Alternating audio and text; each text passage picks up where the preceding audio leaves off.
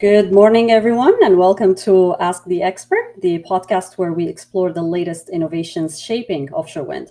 I'm your host, Serene Hamshaw, and today we're diving into floating offshore wind foundations, a space that is already filled with different technologies. Yet, Aker Solutions just has announced three new floating designs. To understand why and what sets these apart, I'm joined by Christoffer Valstad, the Senior Vice President for Floating Solutions and Foundations at Aker Solutions. Christoffer, thank you for being with us. Thank you, Serene, and good morning. How are you? Good morning. Yeah, I'm good. Excited actually to talk about this topic. And let's start with the why. There are already plenty of floating technologies out there, semi-submersibles, spars, barges, and I wouldn't really exaggerate if I said every other month I get introduced to a completely new design.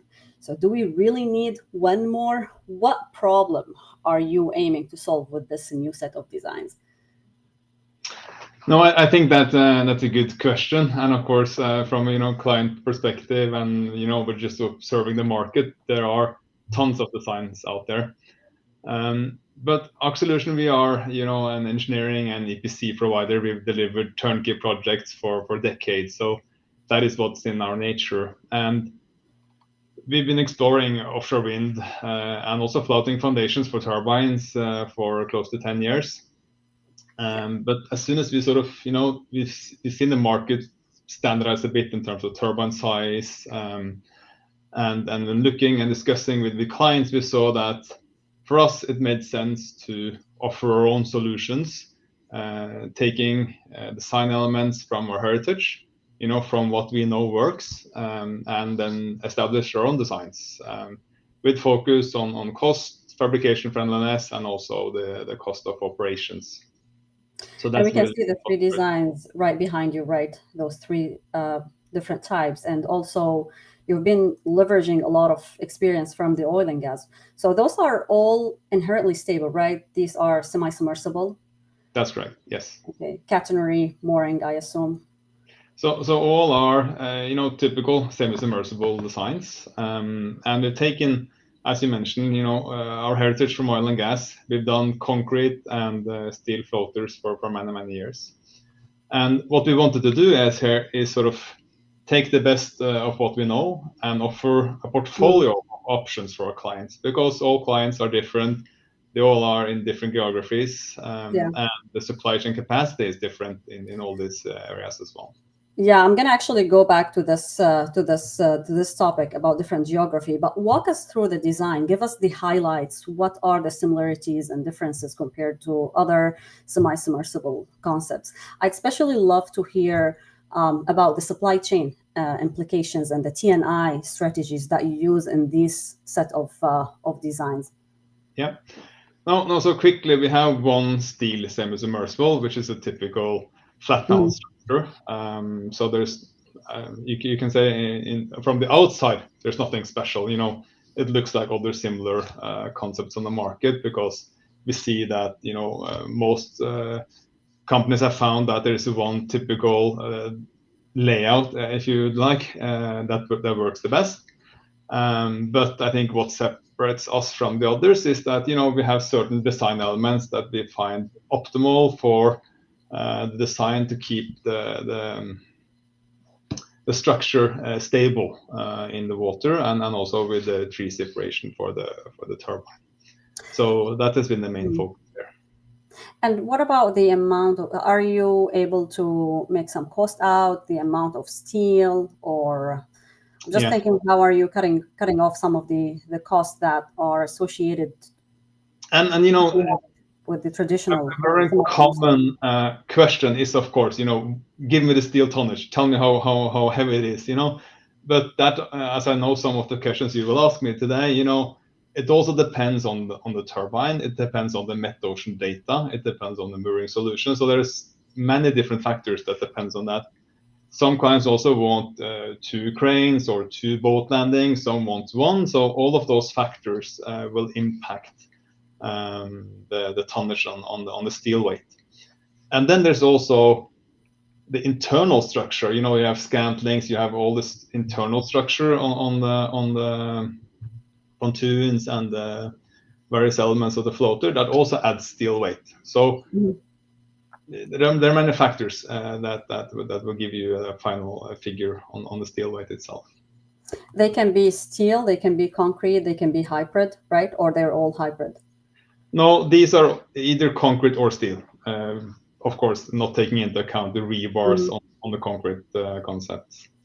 Yeah, because some of these, especially the one in the middle, looks familiar, but I think the two on the edges, you're adding more columns, right, of steel. So those are, I'd assume, about five different columns that It's a makes the yeah. hexagonal design on the columns, yes. And then you have the upper and the lower pontoon, who connects to sort of one of the edges of the hexagonal columns. And the traditional mooring lines that are used for these three designs. Traditional mooring lines, and so you can, but that also depends on the client risk willingness, if you would like, and also metocean data, and especially water depth, as you know, Mhm. depending on how many lines you need on each floater. And speaking actually of the water depth, I have this question about the one solution or many. Does one solution really fit all? Offshore wind markets are so different. We have Scotland, Japan, California, the Mediterranean. Can you share some examples of how your design adapts from one market to another? Yes, and that's also a good question. And for example, on these floaters, we've looked at a design that we are quite comfortable fits different markets. But of course, you have to scale them in size to adapt to the metocean data again. So, for example, if we continue to discuss the steel floater, for example, we would then, of course, increase the height and the length of the pontoons, but the overall geometry would be the same. So the concept is the same. Will not require any major changes in design, but it needs to be adapted to the specific project. I'm actually curious, is there a certain market that you found challenging in terms of deploying this kind of technology, whether yours or in general? In general, I think all projects will have different challenges based on supply chain, for example, but also in terms of those projects who are, just at the breaking point between bottom fixed and floating, Mhm. because you will have very challenging mooring system solutions for those projects. Around 60-meter water depth, right? 60 will be very challenging, and of course, still if you're in 70, it's still challenging, but it's solvable. But you just have to find, how much does it cost? Is it feasible Right. from a project economics perspective? You also, when you consider this project, we have Windstaller Alliance, which is partly owned by Aker Solutions and Mhm. Deep Ocean and Solstad. So we typically look at how we can deliver EPCI project, and the installation part of we consider relatively easy, but it's more overall logistics of where do you do prefabrication for steel, or where do you set up a site for doing Mhm. construction of the hull when it comes to concrete. So it's really a massive and complex mega project we're talking about. It is. Floating offshore wind is a complex project, but also exciting. So thank you, Christopher. It's exciting to see Aker Solutions adding new options into the floating wind space, especially with such a focus on scalability and market flexibility.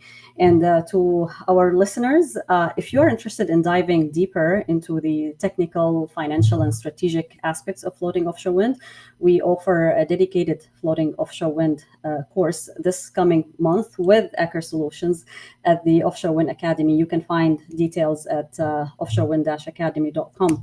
So thank you all for joining us on the Ask the Expert. We will be back soon with more insights from leaders driving offshore wind.